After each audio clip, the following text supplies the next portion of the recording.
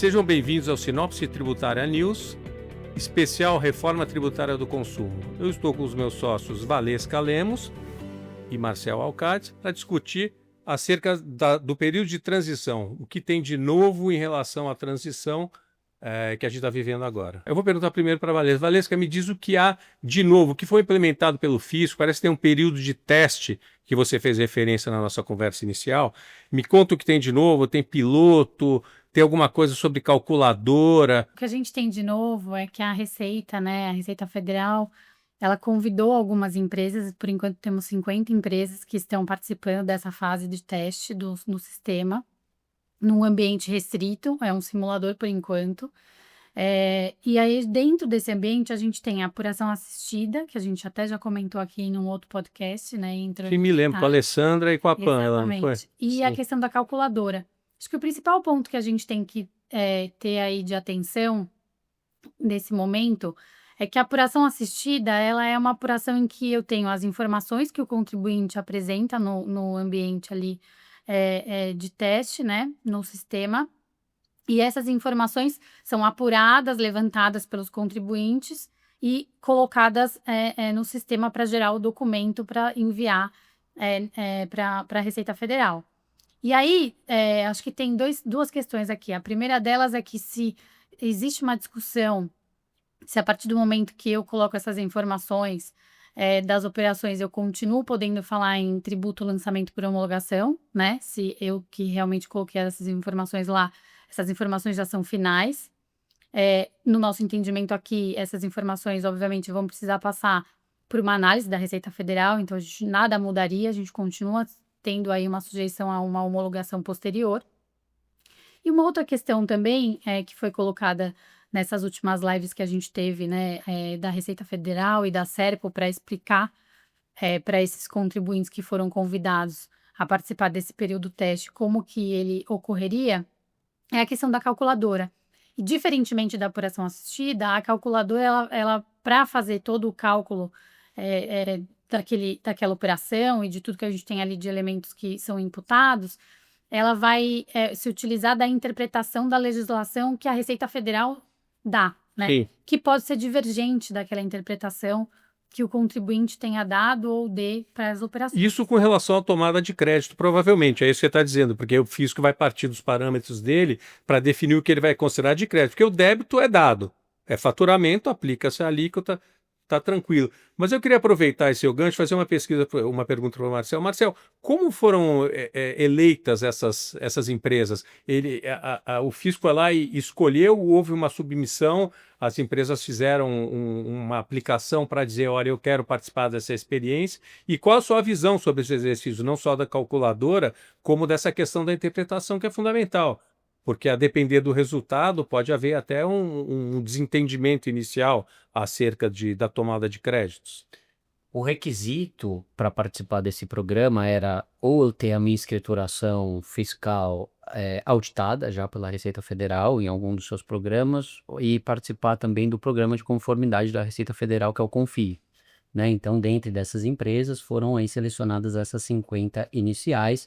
A ideia é de que outras empresas também entrem nesse período de teste que eles estão chamando de ambiente de produção restrita, né? Qual que é a nossa visão sobre isso, né? A gente tem um avanço grande com relação, pelo menos do que foi mostrado, né, João? Acho que a gente sempre fica pensando, né, como de fato isso vai acontecer na prática, mas pelo que foi mostrado, e a Receita Federal está adotando aqui a denominação da OCDE, né, como Administração Tributária 3.0, que nada mais é do que essa administração tributária que utiliza todos os instrumentos digitais para facilitar a apuração, pagamento de tributo, né, e mesmo a fiscalização. Então a gente tem um avanço muito grande, como a própria Receita diz, né, o que ela quer com esses sistemas é induzir a conformidade fiscal, né, ou seja, então o contribuinte informaria tudo aquilo que ele tem que informar, e seja por meio da calculadora, seja por meio ali da apuração assistida, ele dá a transparência para aquilo que, primeiro, o que ele está entendendo sobre aquela operação, né? Então ele já consegue parametrizar esse sistema por meio do CST, que é o Código de Situação Tributária, ou por meio de um outro código, que é o ECLESTRIB, que é a classificação tributária, né? A situação tributária ela é mais genérica e esse de classificação tributária ele é super específico. Mas eu quero aproveitar um gancho. A gente está falando em transição. Valesca, essa transição já vale para recolhimento de tributo ou é um período de testes em que eu só vou disponibilizar a documentação e, eventualmente, ver se está batendo o cálculo que é implementado pelo fisco com a calculadora, porque provavelmente se ela está aberta, eu vou poder imputar quais são as minhas despesas, ou o que eu ando adquirindo e que deve ser considerado para fins de apuração do tributo. Então, nesse momento de transição, já vale para pagar tributo ou é só um teste com deveres acessórios? Só um teste, João, com os deveres acessórios. Inclusive, nessa live que eles apresentaram, eles até tomaram o cuidado de demonstrar que quando você gera a guia, né, para pagamento, ela sai sem o código de barras, para que ninguém efetivamente pague aqueles valores, porque realmente é um período teste, não é para ser recolhido nenhum valor. E o que eles disseram bastante também é que o que eles pretendem com isso é que, conforme os contribuintes encontrem dificuldades, quaisquer que sejam essas dificuldades, seja no momento de gerar o documento, seja no momento de gerar ali etiquetas, que são nomes que você dá para depois usar o documento na página lá da Receita, você entra em contato para dizer: olha, eu enfrentei essa dificuldade, como que você pode me ajudar? Ou então, no pagamento, enfrentei essa dificuldade. Não, mas ainda não tem pagamento. Por enquanto é só Não tem pagamento. vamos fazer um ensaio para ver como é que é. E quais são os maiores desafios, por exemplo, Marcel, que você tem visto nessa fase? Aonde os pagadores de tributos, os nossos clientes, têm que levantar a bandeirinha amarela para tomar cuidado, se eles estiverem participando disso? E mais um ponto. Isso é público? Todo mundo vai poder acompanhar para entender essas idas e vindas, o que está gerando desgaste ou não, para todo mundo aprender junto? Ou é um sistema fechado só entre o contribuinte que faz parte desse sistema e o fisco?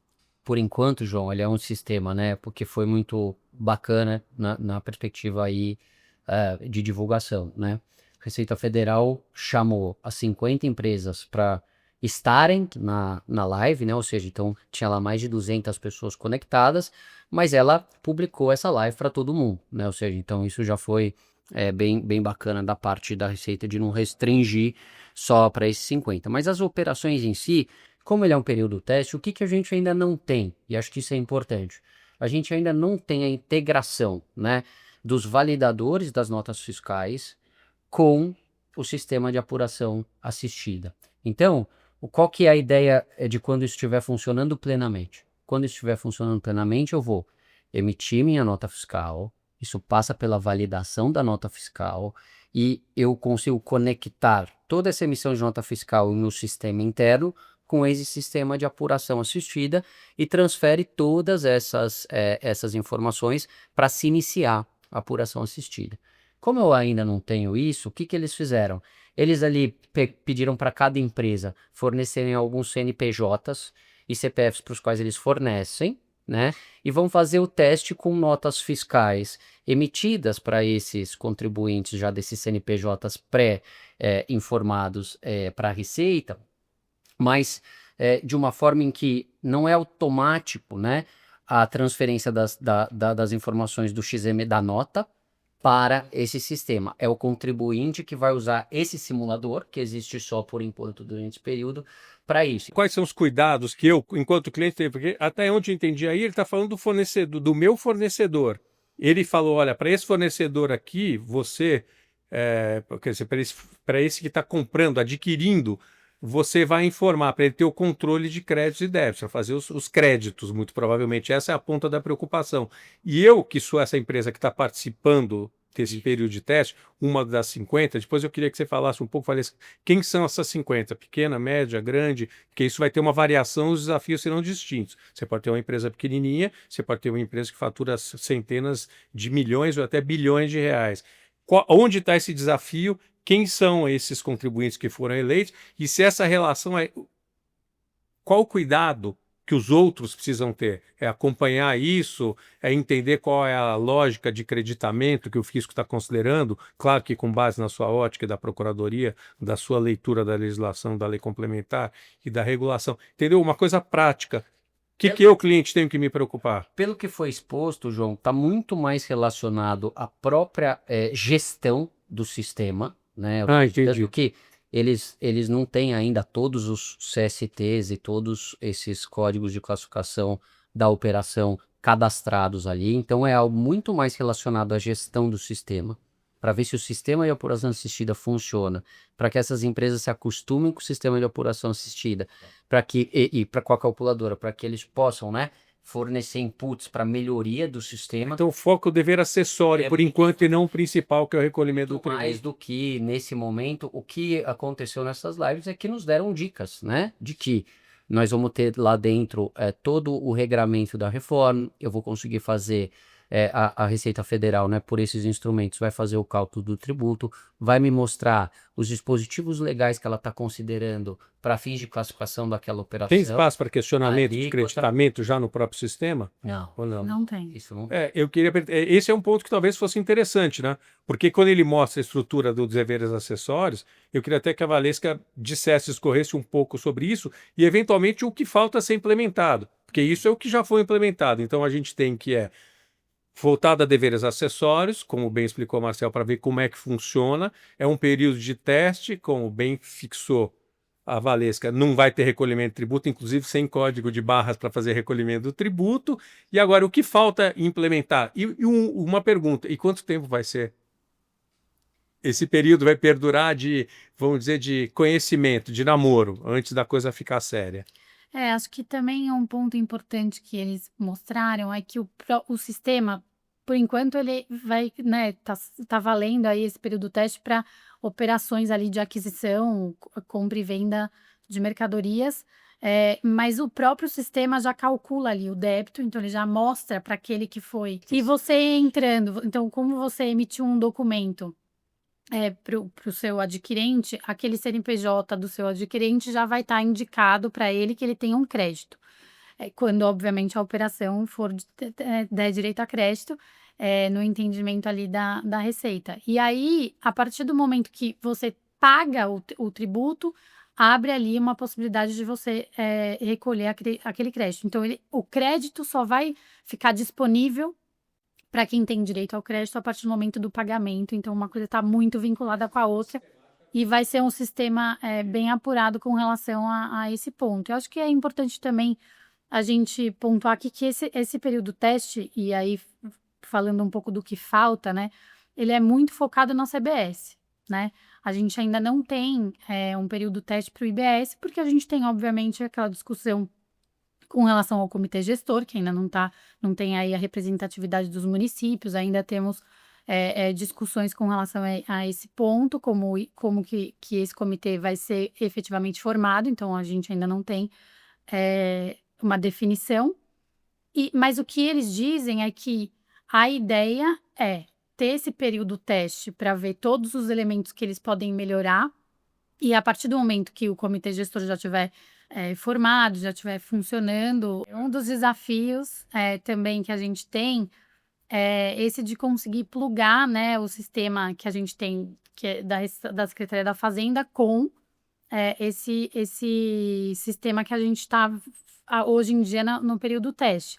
Por quê? Porque para o CBS é o que está valendo, para o IBS ainda não vale, mas a ideia é que para o futuro todo o sistema seja conectado e que a gente consiga emitir um único documento fiscal para pagamento de ambos. E o que é importante, né? Assim, a Receita está sendo muito cuidadosa, né, nesse sentido. Olha, tudo que a gente fala aqui, a gente fala para a CBS, né? Ou seja, o comitê gestor aí vai ter toda a competência para falar sobre IBS, né? Nosso viés aqui é de que dificilmente os estados vão desenvolver um sistema aqui a partir de agora para que isso entre em vigor a partir de 2027, que é quando de fato a gente tem um período teste de verdade, né, com emissão de documento fiscal e etc. Então, muito difícil o comitê gestor não pegar uma carona naquilo que a Receita Federal está fazendo, mas está tendo todo esse cuidado. Olha, isso aqui é só para a CBS, nós estamos dentro da competência, vamos ver aí o que os estados vão decidir com relação ao IDS. Mas tem também uma questão de cashback aí, deve ter algum exercício com relação a cashback e essa novidade do período de teste. Conta pra gente, em poucas palavras, o que tem de novidade. Como a gente está falando, né, dessas lives, né, João, teve uma parte de cashback em que se falou muito pouco sobre como vai ser esse sistema do cashback. Até, né, o responsável por isso na Receita Federal falou, eu ainda não posso mostrar para vocês, né, como é que está esse sistema, porque ele está em desenvolvimento, ainda não é o momento, mas o que ele disse, e a gente estava querendo entender como isso ia acontecer, mas ele deu uma dica, né, que ele fala para aqueles fornecimentos que estão expressamente previstos na lei complementar, né, como cashback, né, então fornecimento de energia, água, esgoto, o cashback será dado como desconto na fatura, conforme lá previsto na lei complementar. Com relação aos outros pontos, ele diz que provavelmente o cashback será operacionalizado de uma maneira trimestral. E aí ele falou algo muito curioso, né, que hoje em dia, como a base do cashback serão as famílias dentro do Cade Único, isso engloba aproximadamente 70 milhões de pessoas. Então, são 70 milhões de pessoas que, quando forem comprar, vão ter o seu CPF ali habilitados para ter esse cashback com base no Cade Único, né? E isso foi uma dica, né? Porque a gente estava com dúvida. Quando que vai ser? Vai ser na nota? Imagina uma rede varejista, um cliente nosso varejista, ter que dar esse desconto ali na nota. Não, esse desconto ele será, esse ressarcimento será feito de uma forma trimestral, tudo indica, conforme o próprio responsável Via crédito ou via pecúnia? Dinheiro? via dinheiro, ressarcimento. Interessante. Eu queria, para finalizar esse tema, acho super interessante o período, e a gente falou aqui, a Valesca falou de que tem de novidade, que falta implementar, integração com ERPs, Valesca, tem alguma questão? A gente ainda não tem essa integração, mas é o que se pretende para o começo do ano que vem é já ter esse sistema já integrado, também com os ERPs, mas a gente ainda não tem muita informação sobre esse tema, porque esse período do teste realmente você tem que imputar as informações manualmente para saber efetivamente o que vem, né, de erro, de pontos que você precisa trazer aí de atenção, e esse é um deles que está sendo estudado. E isso também depende, né, do comitê gestor, porque você tem que fazer essa conexão via um mecanismo de tecnologia que chama API, e você tem que fazer essa conexão com o validador da nota fiscal eletrônica. E quem cuida de nota fiscal eletrônica de mercadoria, né? A gente tem a nota fiscal eletrônica de serviços, que acho que a Receita Federal tem uma competência muito grande sobre ela, mas com relação à nota fiscal eletrônica de produtos, isso está sob a batuta ali das secretarias de Fazenda. Então, também está esperando um pouco essa definição com relação ao comitê gestor para saber como é que vai ser essa integração direta, né, dos ERPs, validador de nota fiscal eletrônica, para ir lá para o sistema de apuração assistida. Tem alguma consideração final que vocês queriam fazer, Valesca, para dar um fecho nessa questão do nosso início de período teste e depois o Marcel, por favor? O que eu poderia dizer aqui, que é super importante aí, que esse passo teste seja realmente utilizado pelas empresas e que falem, né, o que efetivamente tenha acontecido no dia a dia, e que a gente tenha uma definição rápida aí do comitê gestor para que as coisas não comecem a se acumular e a gente não tenha aí um atraso efetivamente no que precisa ter para 2026, que aí já fica um pouco mais difícil se a gente não tiver essa definição. Perfeito, Marcel. Daquilo que foi demonstrado, acho que tem muita coisa boa em termos de informação fiscal, transparência, aquilo que o fisco está entendendo, né? Ou seja, então daquilo que foi informado em termos da obrigação acessória em si e as informações que ali estarão, tem muita coisa boa. Acho que o que a gente espera, né, é ver se de fato vai ter essa facilidade, né, das integrações entre Receita Estadual, Receita Federal, Receitas Municipais. Então, o que a gente espera é que seja bem fácil ao contribuinte mexer com tudo isso. Então, acho que esse é o primeiro ponto. O segundo ponto, de fato, acho que a Receita está chamando os contribuintes, né, para participar desse processo. Acho que também é muito positivo, né, que os contribuintes deem aí as suas sugestões. Acho que isso é muito positivo. O que a gente tem que esperar mesmo, né, no mérito, né, da tributação, enfim, como que esse sistema afeta, né, eventual divergência que o contribuinte possa ter com o fisco e coisas dessa espécie. Mas como obrigação acessória, acho que temos aí boas notícias em termos de transparência e do que o sistema faz. O que é importante, né, João? Que a gente tem falado sobre regime de transição, né? O sistema, você olha, ele tem bastante coisa. A calculadora, você olha, ela também te dá muita informação. Agora, tem uma parte que o contribuinte tem que fazer, né? Que é a adaptação dos seus RPs, a adaptação da integração de todos os seus sistemas. Isso está no colo do contribuinte. Então, ele é bom em termos, né, de uma perspectiva fiscal, mas nesse início, o contribuinte tem que prestar muita atenção, né? Vai ter um investimento pesado da parte deles em tecnologia de informação e também nos seus sistemas contábeis, porque não é só emitir a nota, né? Eu tenho que emitir a nota, ter meu sistema contábil e ter meu sistema de planejamento financeiro. Então tem que ver como tudo isso se integra. Os contribuintes vão precisar aí de um investimento bem importante nessa etapa também. Chegamos ao final do nosso episódio. Eu agradeço a presença dos meus sócios Valesca e Marcel. Foi ótima conversa. Obrigado a todos que participaram desse episódio, que assistiram até aqui, e eu os convido para assistir os próximos episódios do Sinopse Tributária News, especial sobre a reforma do consumo. Obrigado a todos.